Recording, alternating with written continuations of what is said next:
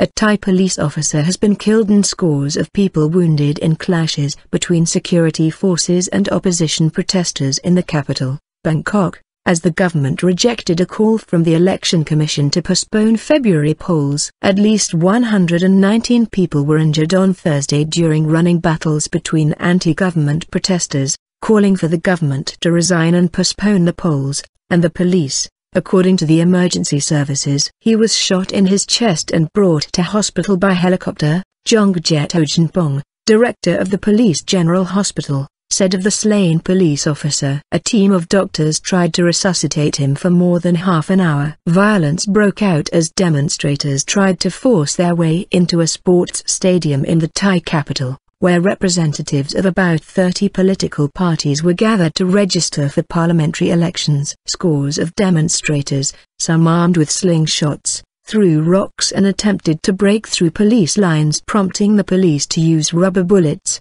tear gas and water cannons. Inside the stadium, the lot drawing process was apparently unaffected by the unrest outside the gates. However, some election officials later left the stadium by helicopter to avoid the unrest and because protesters were blocking the exits. The Election Commission said in a statement that it was urging the government to consider postponing the elections, citing the security situation. "We cannot organize free and fair elections under the Constitution in the current circumstances," Commission member Proit Ratanapian said at a news conference. Government officials later rejected the call to postpone the polls.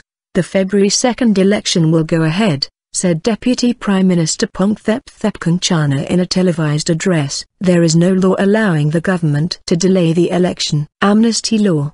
The clashes are the first violent incident in almost 2 weeks of daily demonstrations on the streets of Bangkok and the worst civil disturbance since 2010, when more than 90 civilians were killed in a crackdown on anti-government protests. This latest unrest, which has drawn tens of thousands of protesters onto the streets, has left 5 people dead and more than 200 wounded. Protesters are not peaceful and unarmed as they claimed, Deputy Prime Minister Zurapongtovich Aikul said in a televised address on Thursday. They are intimidating officials and trespassing in government buildings. Protesters want Prime Minister Yingluck Shinawatra to step down and they oppose the elections, due to take place on February 2, because she is seen as sure to win them. Her brother is the former Prime Minister Thaksin Shinawatra, who was ousted in a military coup in 2006 and lives in self-imposed exile to avoid imprisonment on corruption charges.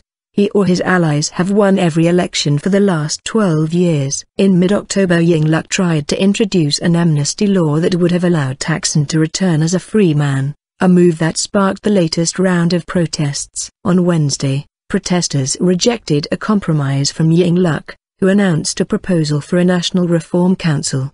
They are planning more civil disobedience and street protests to force her to resign as caretaker prime minister. Police have not tried to arrest the ringleader, Suthep Thogsabarn, who is demanding the country be led by an unelected council until reforms can be implemented. Protesters were on the way to the Yingluck's residence to continue their demonstration, where about 500 police officers have been stationed.